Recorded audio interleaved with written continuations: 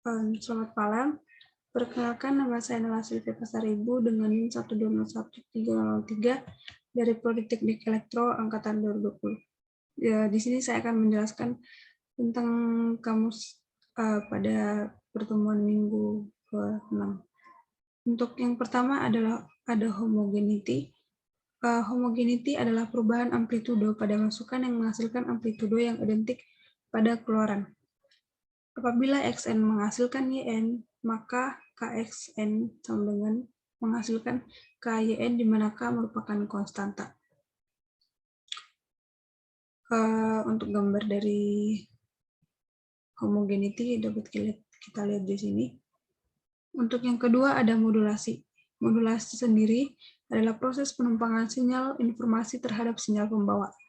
Parameter sinyal pembawa diubah menjadi sinyal permodulasi yang berupa sinyal informasi. Modulator adalah proses menumpangkan data pada frekuensi gelombang pembawa ke sinyal informasi agar bisa dikirim ke penerima melalui media perantara. Media perantara di sini misalnya kabel atau udara. Modulasi sendiri dibagi menjadi yang pertama ada modulasi amplitudo atau disingkat dengan AM, yang kedua ada modulasi frekuensi atau FM, dan yang ketiga ada modulasi fasa atau PM. Pada modulasi amplitudo, sinyal modulasi mengubah amplitudo sinyal pembawa. Untuk gambar dari modulasi amplitudo dapat kita lihat di sini.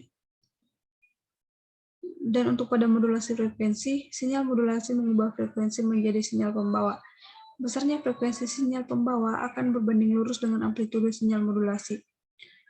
Dan yang terakhir ada modulasi fasa. Pada modulasi fasa, sinyal modulasi mengubah fasa sinyal menjadi sinyal pembawa. Besarnya fasa sinyal pembawa akan berbanding lurus dengan amplitudo sinyal modulasi. Selanjutnya ada osiloskop. Osiloskop itu sendiri adalah alat ukur elektronik yang digunakan untuk menginterpretasi atau memproyeksikan sinyal serta frekuensi listrik menjadi bentuk gambar grafik sehingga dapat dinyatakan dalam satuan tertentu sebagai indikator kinerja. Untuk fungsi dari osiloskop sendiri yaitu yang pertama mengubah jumlah frekuensi dan gelombang, menganalisa gejala gelombang yang bersifat periodik, untuk mengetahui bentuk gelombang dari suatu tegangan, dan untuk menganalisa gelombang dan fenomena lain dalam sebuah rangkaian elektronika, untuk melihat dan membaca amplitudo, untuk menganalisa tingkah laku besaran yang dapat berubah-ubah terhadap waktu pada tampilan di layar, untuk mengubah perubahan aliran atau fasa dari sinyal input, untuk mengetahui beda fasa antara dua sinyal, dan untuk mengukur frekuensi dan tegangan AC atau DC. Untuk manfaatnya sendiri, yaitu yang pertama ada seberapa besar tegangan dan bagaimana tegangan tersebut bervariasi dengan waktu. Yang kedua, frekuensi sinyal dari sinyal osilasi. Yang ketiga, banyaknya sinyal yang mengandung komponen AC dan komponen DC. Keempat, berapa jumlah noise yang ada pada rangkaian elektronika dan bagaimana noise yang berbeda-beda setiap waktu. Yang terakhir, komponen yang rusak pada sebuah rangkaian elektronika dengan mengamati respon dan rangkaian tersebut ketika diuji dengan input variasi. Osiloskop sendiri mempunyai jenis itu ada osiloskop analog dan ada osiloskop digital.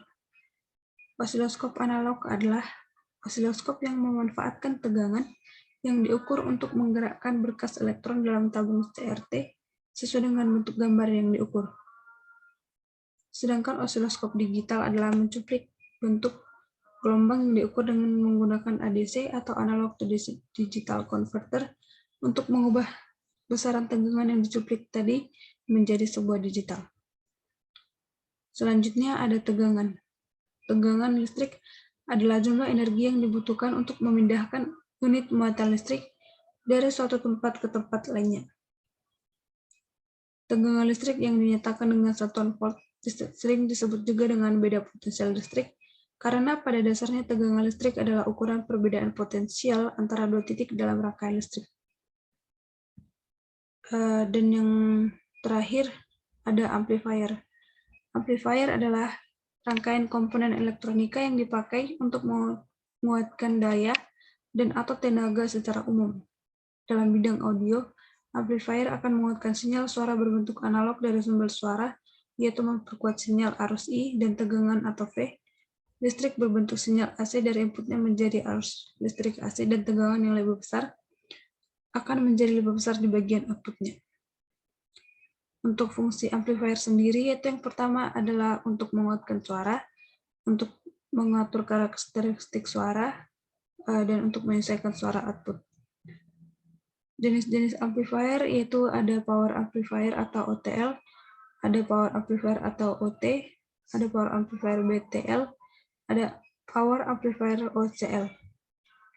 Untuk power amplifier OTL, jenis ini adalah amplifier yang tidak memakai transformer untuk koplingnya. Untuk amplifier OT, yaitu untuk menghubungkan antara penguat akhir dengan pengeras suara. Untuk amplifier BTL, yaitu gabungan antara dua amplifier dengan sebuah sistem bernama bridge. Dan yang terakhir ada amplifier OCL, yang digunakan pada penguat daya dengan amplitude besar. Demikian penjelasan tentang kamus minggu ke-6 dari saya. Sekian dan terima kasih.